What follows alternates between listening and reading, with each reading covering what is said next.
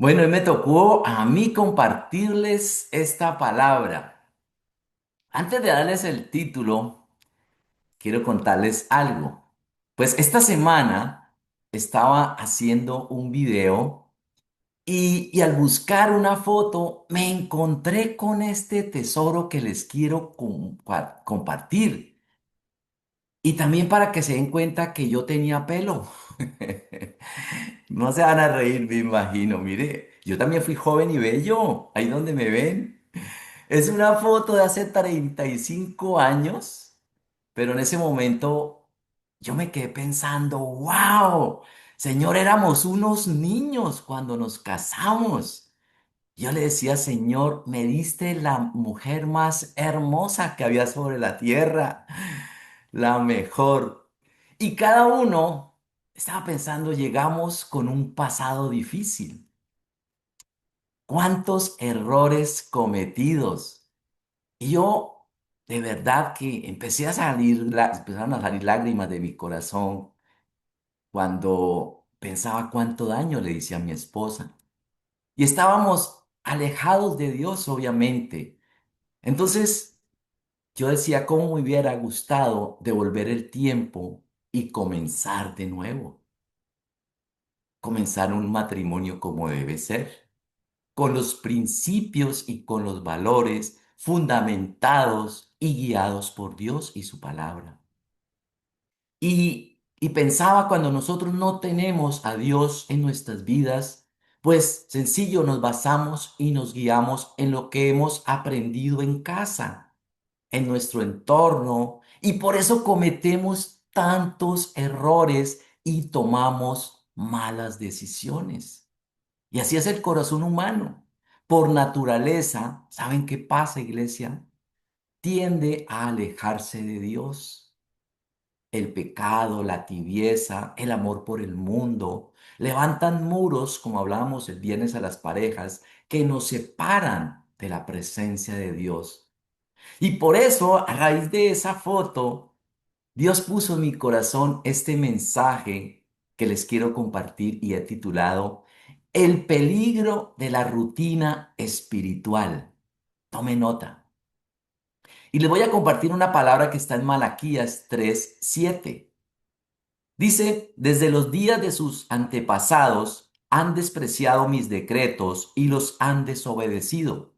Ahora, vuelvan a mí y yo volveré a ustedes, dice el Señor de los ejércitos celestiales. Pero ustedes preguntan, ¿cómo podemos volver cuando nunca nos fuimos? Entonces vamos a ir un poco al contexto de esta palabra. Cuando los judíos habían regresado a Jerusalén tras el exilio en Babilonia, pues el pueblo estaba enfrentando problemas que espirituales. ¿Cómo así? Ya se los explico. Pues muchos se habían olvidado de Dios.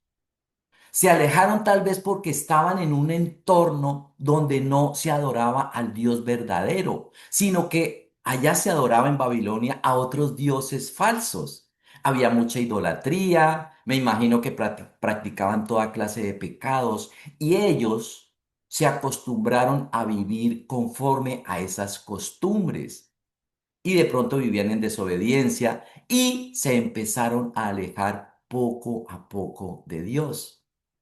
Entonces, ellos llegan de regreso a su tierra y muchos de ellos tienen como apatía por obedecer las cosas de Dios. Ah, pero ¿cómo así que ahora todo es malo? ¿Cómo así que ahora me están exigiendo esto? Eso me pasaba a mí cuando comencé a conocer de Dios. Yo no le veo nada. Yo le decía a mi esposa en que uno se tome un traguito. ¿Cuál es el problema? Yo les confieso que antes de llegar a las reuniones en la iglesia, yo me fumaba un cigarrillo y después llegaba oliendo a mico a la reunión. Imagínense eso. Y yo creía, pero estos cristianos exageran. En otras palabras, ellos, el pueblo de Dios, tenía una relación totalmente deteriorada con Dios. Ahora, por otro lado, también tenían una actitud de arrogancia. de ignorancia espiritual. Y ellos le dicen ahí en la palabra, dice, ¿cómo podemos volver si nunca nos fuimos? O sea, ellos no reconocían su desobediencia, ni veían la necesidad de, pero ¿para qué cambiar? Es una respuesta desafiante. Muestra como una desconexión entre su percepción de lo de ellos mismos y la realidad de una condición espiritual.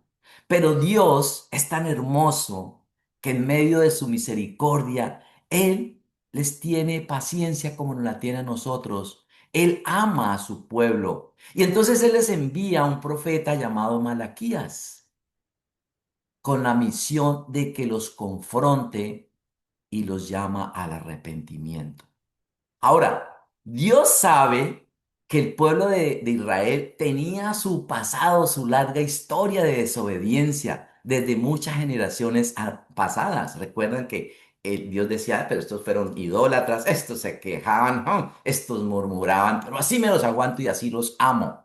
Entonces, Dios les dice en esta palabra, vuelvan a mí y yo volveré a ustedes. Les está haciendo una invitación donde les promete que restaurar la relación con su pueblo. Entonces, si ellos regresan con Él, con un corazón sincero, pues esa es la gracia de Dios. Él está dispuesto a qué? A perdonarlos. Él quiere renovar nuevamente esa comunión que tenían antes de que se fueran cautivos a Babilonia. Él quería dejar a un lado ese pasado. Ya pasó, vengan de nuevo, restaurémonos. Entonces, el alejamiento, quiero que lo tengamos muy presente, es muy sutil. Nos podemos apartar de Dios poco a poco. Así es el enemigo. No nos damos cuenta. Nunca inicia con decisiones importantes, sino con pequeñas concesiones. Ah, más tarde oro. Y se le va a uno el tiempo y dice, ay, hoy no oré. Ah, mañana leo la Biblia. Y entonces empiezo a descuidar áreas de mi vida que espiritual. Justifico muchas veces pecados. A veces lo justificamos, pero es que ella no me dio un pico, entonces yo tuve que mirar en alguna parte para que a ver si ahí me dan picos. Uno a veces justifica. Ah, una cañita al aire no está mal. Y yo hago esto y a nadie estoy afectando. Ahora sé que Dios me va a perdonar y termino cediéndole espacio a lo que Dios aborrece. Y sin darnos cuenta, la llama del Espíritu que se nos puede ir apagando. Entonces, por eso hoy quiero hablarles unos puntos importantes de cómo no caer en este enfriamiento espiritual. Lo primero es que Dios quiere de nosotros un genuino arrepentimiento. Y el genuino arrepentimiento es mucho más que sentir remordimiento o tristeza por haber cometido un error. El arrepentimiento implica un cambio profundo de mi corazón con respecto al pecado. Es una que, como llamamos aquí, una decisión constante de apartarnos del pecado y de estar conectados con Dios. Ahora, el remordimiento, que era lo que nosotros hacíamos cuando no conocíamos del Señor, es sentir pesar por lo que hicimos, pero no necesariamente produce un cambio de vida o de dirección. El arrepentimiento sí transforma nuestra mente, nuestras actitudes, nuestras acciones y podemos abandonar el pecado. Dice la palabra en Isaías 55:7 que los malvados cambien sus caminos y alejen de sí hasta el más mínimo pensamiento de hacer el mal, que se vuelvan al Señor para que les tenga misericordia.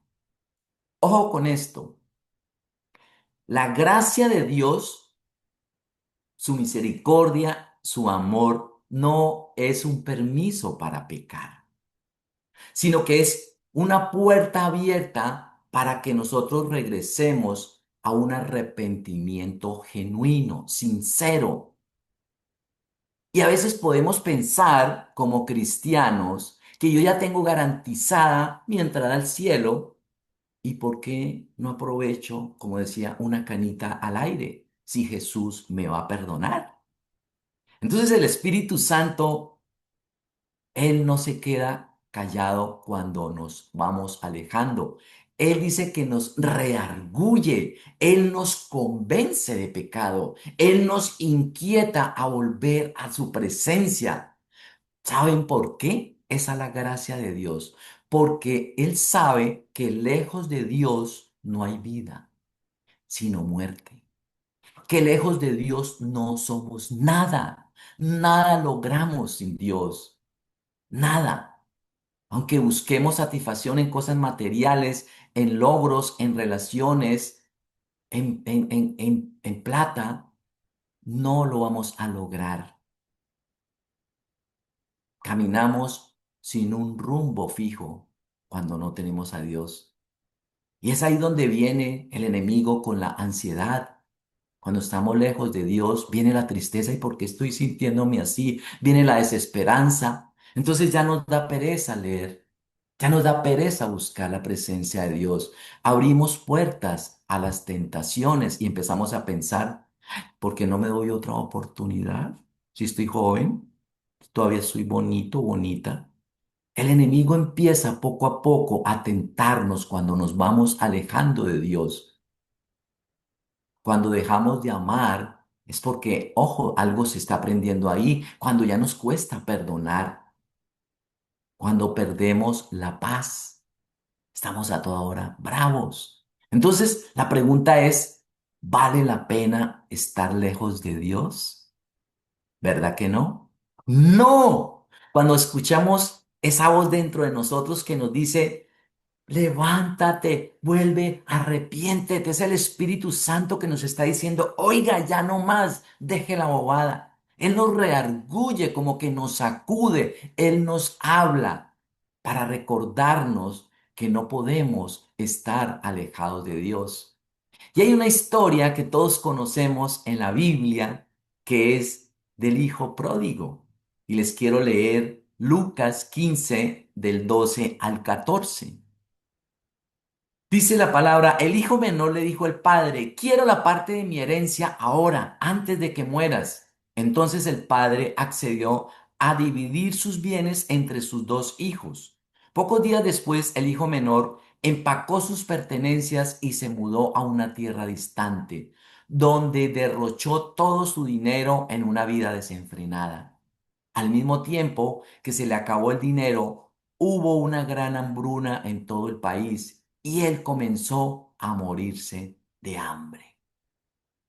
El hijo pródigo la embarró por su codicia, por su falta de madurez, por no tener a Dios. Creyó que teniendo la herencia iba a hacer muchas cosas. Dice que cayó en la miseria. Él se dio cuenta de que se había derrochado toda su herencia y que estaba viviendo una vida sin propósito, aguantando, pasando necesidades. Entonces, la situación se puso tan difícil que él está viviendo en un lugar donde dice que estaba ya con los cerdos. Estaba con y él se puso a pensar allá en ese momento y dice, es que hasta los cerdos tienen comida. Y yo estoy aquí, ¿qué voy a hacer? Y empieza de pronto a venir ese reargullirle del Espíritu Santo allá y dice que viene arrepentimiento por esa mala decisión. Entonces no le queda otra alternativa que regresar con la cabeza agachadita a su casa. Y él llega a su casa humillado, pero arrepentido y sin exigencias. Y lo lindo que su padre lo estaba recibiendo con los brazos abiertos, ¿verdad? Y dice en la palabra que le mandó matar el mejor animal y le tenía una fiesta preparada. Y en el verso 21, él le dice, Padre, he pecado contra el cielo y contra ti, y ya no soy digno de ser llamado tu hijo. Entonces, en ese momento deja a un lado el orgullo y vuelve que a su padre a buscar esa reconciliación. Él muestra un arrepentimiento que genuino, profundo. Él muestra también un cambio de actitud.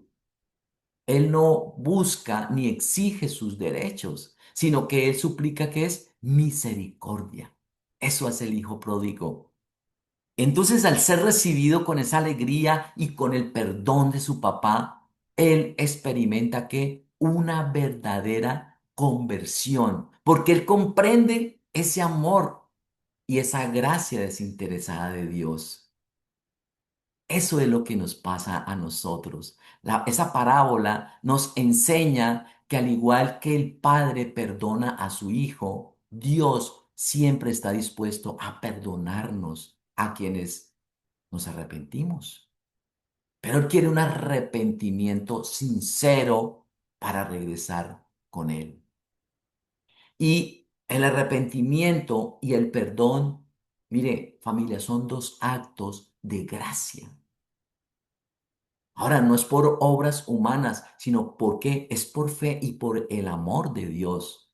Entonces, la historia de este hijo pródigo es un símbolo de la redención que demuestra que sin importar cuánto se haya pecado o cuánto tiempo hayamos estado alejados de Dios, siempre hay esperanza de volver a ser restaurados, llamados por Dios. Siempre, independientemente que nos hayamos revolcado con los cerdos, el Señor nos va a mirar con ojos de amor.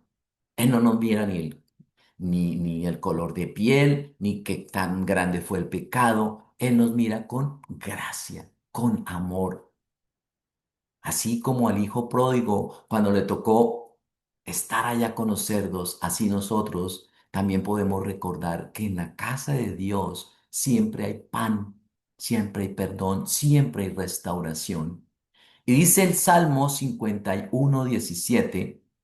El sacrificio que sí deseas es un espíritu quebrantado.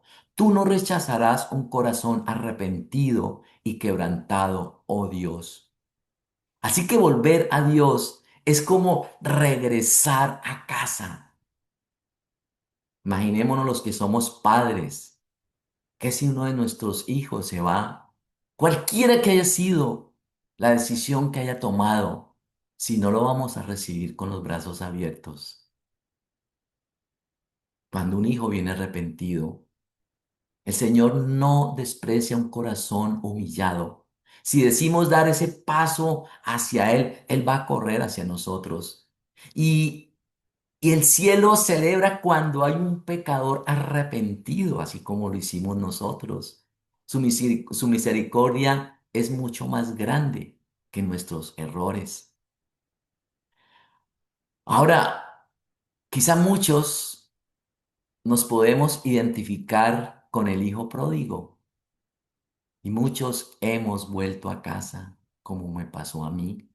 Pero ahora que estamos en la casa del Padre, ¿qué tenemos que hacer, familia? Permanecer. Y aquí paso a mi segundo punto, reconocer la necesidad de Dios. El ser humano, nosotros fuimos creados para depender de Dios, no para vivir de manera independiente. Somos un pedacito de Dios. Ese huequito con el que sentimos allá es a la parte que le pertenece a Dios. Y es admitir que lejos de Dios no podemos hacer absolutamente nada. Ese vacío en nuestro interior no lo puede llenar el psicólogo, el trabajo, el dinero, las personas. Nadie lo puede llenar, ni las redes sociales, ni el éxito. Nada se puede sustituir por la presencia de Dios. Entonces, ¿qué tenemos que hacer? Reconocer nuestra necesidad de Dios. Reconocer que lo necesitamos, así como David le decía en el Salmo 42:1, como el siervo anhela las corrientes de las aguas, así te anhelo a ti, oh Dios mío. El ser humano sin Dios está vacío completamente. Dice la palabra en Eclesiastés 1:2, vanidad de vanidades, todo es vanidad. ¿Por qué? Porque lo que el mundo ofrece es pasajero. Nada puede saciar nuestro corazón. Entonces nos preguntamos, ¿y cómo nos damos cuenta de que tenemos ese vacío allá en nuestro corazón? ¿Saben cómo nos damos cuenta? Cuando hay una insatisfacción permanente. Estamos en esa búsqueda de placer, nada nos satisface, es una incapacidad para encontrar paz, es reconocer la necesidad de decir, hay algo que no llena mi alma. ¿Qué es? Pues Dios. Yo le he dicho a muchas personas y que me dicen a mí, es que estoy en cita con el psicólogo porque es que no he podido sanar mi corazón. Yo le digo, yo respeto la profesión y está bien. Y psicólogos cristianos está bien, pero es que el psicólogo no te va a llenar ese vacío que está ahí. Solamente Dios, porque Él fue el que nos creó. Eso es como el que crea un computador de estos, pues el único que le mete mano es el que sabe de este tema de sistemas. Así pasa con nosotros. El único que nos puede llenar y satisfacer, ¿quién es? Nuestro Señor, nuestro Creador. Dice la palabra en Juan 15:5, ciertamente yo soy la vid, ustedes son las ramas. Los que permanecen en mí y yo en ellos producirán ¿qué? Mucho fruto, porque separados de mí no pueden hacer nada. Entonces lo lindo de esta palabra es que Jesús compara una vid, es decir, una planta de uvas, que es el tronco principal, y la vid es la fuente de vida, son los nutrientes, es el sustento para poder soportar las ramas. Entonces, así como la rama no puede sobrevivir separada de la vid, del ramo, del árbol, tampoco nosotros podemos vivir espiritualmente separados de nuestro Señor Jesucristo. ¿Quiénes somos nosotros? Pues las ramitas. Imaginen unas ramas viviendo solas sin el árbol. ¿Cómo? No se puede. Arranque una rama a ver cuánto le sobrevive. Eso somos nosotros, las ramas. Las ramas no tienen vida por sí mismas. Ellas necesitan de algo que se llama la savia de la vid, del árbol. Entonces, nuestro propósito es que llevemos qué fruto, dice la palabra, pero ese fruto no viene de nosotros, sino que viene de qué? Del resultado de permanecer conectados a ese árbol. Es que si estamos conectados ahí, esa rama va a producir muchas uvas y eso es lo que Dios quiere de nosotros. ¿Y saben cuál es ese fruto? Pues nada menos que la evidencia de una vida totalmente transformada en nuestro Señor. Y eso se empieza a notar. Esta mañana hablaba con mi esposa eso. Mire a una persona alegre. Uno dice, wow, esta persona tiene algo especial. Pero vaya y mire a una persona que vive con una cara así amargada. Dice, este le falta relación con Dios. No hay paz. Cuando tenemos estamos conectados a la vida, ese fruto, ¿sabe qué pasa? Ya no peleamos tanto. Nos es fácil amar, reímos, nos gozamos la vida. Ese es el fruto que Dios quiere que tengamos. ¿Sabían que la risa sana es algo que debemos practicar? Mi esposa sí la ven todo el tiempo riendo, mírenla ahí. Ella ríe. El día de nuestra boda no paraba de reír, no le podía decir al curita que me aceptaba de tanta risa. Y toda la vida se ha reído y se burla de mí y me molesta. Y eso es vida. Y dice la palabra en Proverbios 15:13, que el corazón contento alegra el rostro, el corazón quebrantado que destruye el espíritu. Entonces, cuando reímos, nuestro rostro que expresa lo que hay en nuestro corazón. Hay alegría, hay felicidad, hay una buena actitud. Y ¿saben qué pasa, familia? Cuando eso está sucediendo en nuestro interior, eso produce un cambio en la atmósfera, en el ambiente donde vivimos. y eso cambia todo. Tan bonito que es eso, ¿no? Entonces, cuando llevamos fruto, también nos es fácil perdonar. Somos personas pacientes, no nos irritamos con cualquier cosita. Somos testimonio para nuestra familia y para los demás. Ese es el fruto. Por eso el Señor nos lo dejó escrito, que si Jesús está en nosotros, el Espíritu Santo habita aquí, Gálatas 5:22 lo dice, que tenemos los frutos del Espíritu Santo.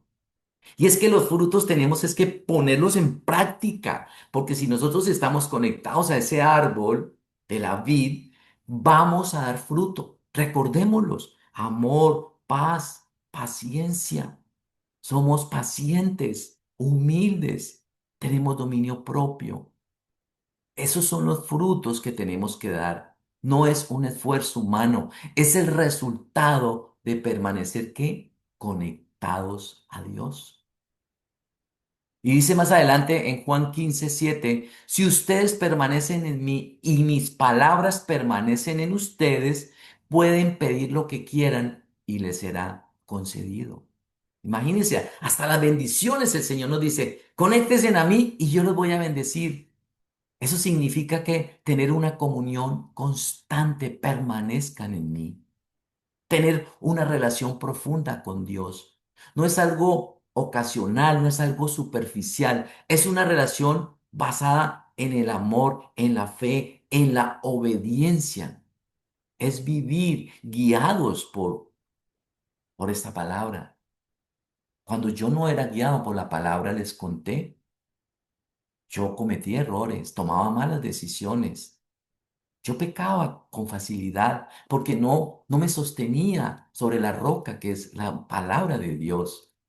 Tenemos que ser sostenidos por el Espíritu Santo y así vamos a reflejar una vida totalmente transformada y fructífera. El cristiano da fruto.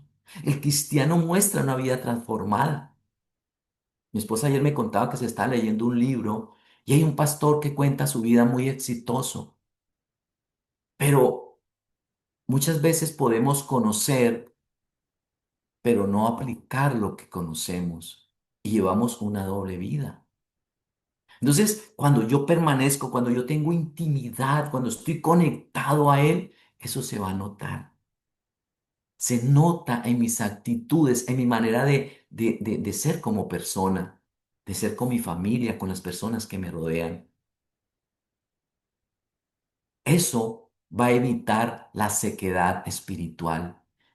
Eso nos va a hacer productivos en nuestra vida cristiana. Ese es el verdadero cristiano. Es que a veces nos llamamos cristianos, pero uno dice, pero no le veo testimonio, porque no hay fruto en esa persona. El cristiano da fruto. Eso somos nosotros. Dice más adelante en Juan 15:10, cuando obedecen mis mandamientos, permanecen en mi amor, así como yo obedezco los mandamientos de mi Padre y permanezco en su amor. Entonces esa es una de las evidencias del permanecer. Obedecemos los mandamientos del Señor. Seguimos el ejemplo de nuestro Señor Jesucristo en nuestro diario vivir. Es que es ahí donde pasamos el examen, en el día a día, con mis hijos, con mi familia, en mi trabajo, en la calle. Es ahí cuando obedecemos y permanecemos. Y lo tercero, Dios quiere una relación diaria con Él. ¿Cuándo? Diaria.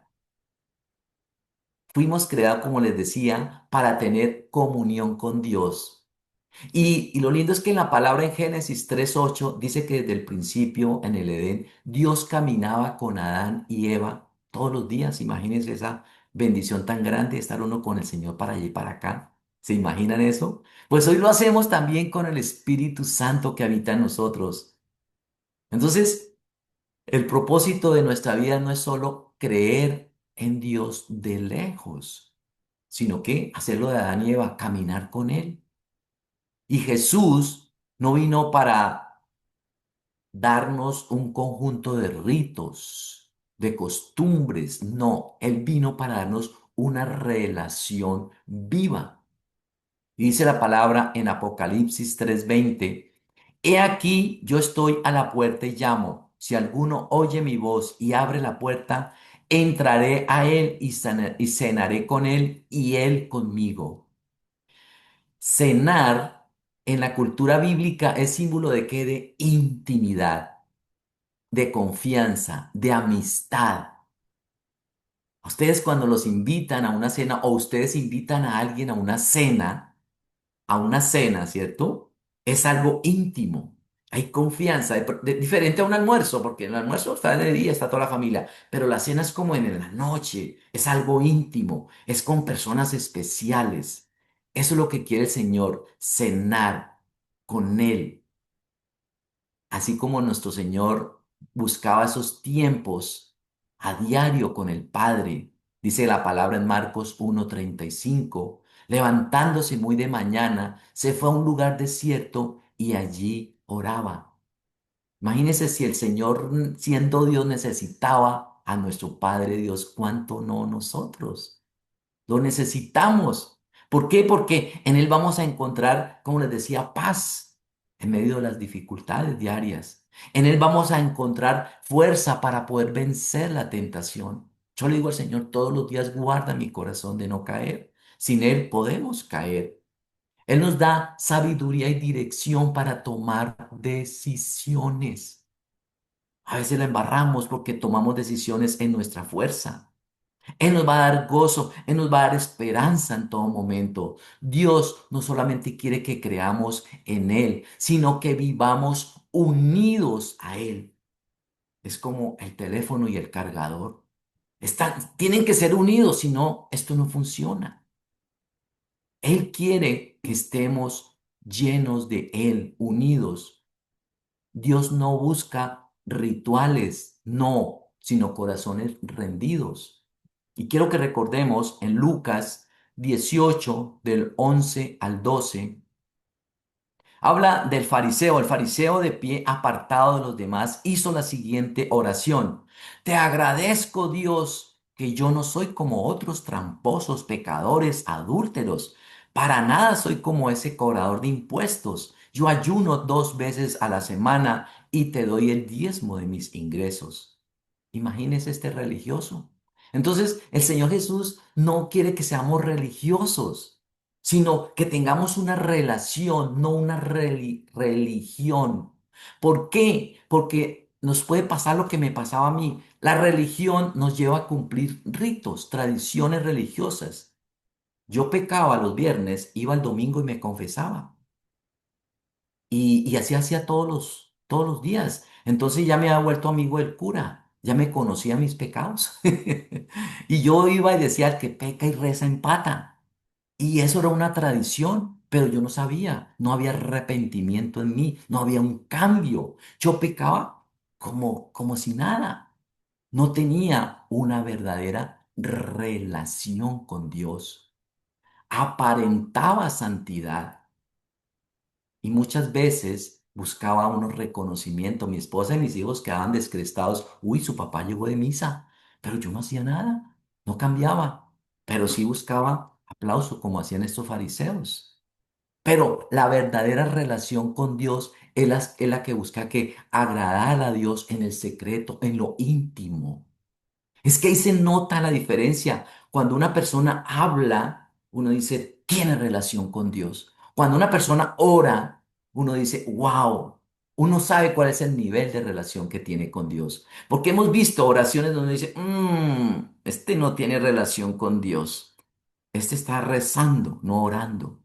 Es ahí donde nos damos cuenta con qué sinceridad del corazón estamos teniendo esa relación. Y hay una diferencia, un ejemplo de un personaje también de esa época, los fariseos, que era el publicano. Él reconoció la necesidad de Jesús y él clamó misericordia. Y eso está también ahí en Lucas 18, del 13 al 14. Dice, en cambio, el cobrador de impuestos se quedó a la distancia y ni siquiera se atrevía a levantar la mirada al cielo, mientras decía, oh Dios, ten compasión de mí, porque soy un pecador. Les dijo que se fue ese pecador y no el fariseo, quien regresó a su casa justificado delante de Dios, pues los que se exaltan a sí mismos serán humillados y los que se humillan serán exaltados. Jesús quiere ser más que un Dios de emergencias. Él quiere ser nuestro amigo, quiere ser nuestra guía, nuestro Señor todos los días, no una vez a la semana ni al mes, todos los días. No se trata de visitar a Jesús de vez en cuando, sino se trata de caminar con Él todos los días. De esa manera nosotros vamos a poder tener esa relación y nuestra llama va a permanecer encendida para que no corramos ese peligro de caer en la rutina espiritual. Quiero que cerremos los ojos y vamos a orar. Padre, hoy nos acercamos a tu corazón y hoy te vemos como ese papá lleno de amor y misericordia. Señor Jesús, hoy te queremos pedir perdón si nos hemos enfriado, si nos hemos apartado. Perdónanos, Señor, porque quizás muchas veces hemos caído en la rutina espiritual. Perdónanos, Señor, si muchas veces te buscamos como ese Dios bombero. Perdónanos, Señor, si hemos puesto nuestra confianza en lo que somos y tenemos y no en ti. Pero hoy queremos volver a la casa del Padre. Hoy queremos volver a tu corazón y tener esa relación íntima contigo. Hoy nos arrepentimos, Señor. Nos arrepentimos y quizás nos ha pasado lo del hijo pródigo. Hoy nos arrepentimos, Señor, porque quizás hemos tomado malas decisiones. Y cuéntale al Señor ahí de qué cosas te arrepientes. Dile, Señor, yo quiero un cambio en mi vida. Yo no quiero seguir siendo igual. Yo no quiero, Señor, ser como ese fariseo. Yo no quiero estar lejos de ti. Yo quiero conocer de ese Dios de misericordia. Tu palabra lo dice, que busquen y hallarás. Que si nosotros te golpeamos, tú abres la puerta y que tú nos bendecirás, Señor. Yo quiero recibir las bendiciones tuyas. Amén. Esperamos que esta palabra haya sido de gran bendición para tu vida, que traiga ánimo, esperanza, consuelo, que venga una transformación y un cambio en esta semana. Bueno, los esperamos martes 5 de la mañana, oración. Recuerden, hombres, martes 7 p.m. reunión. Mujeres, miércoles.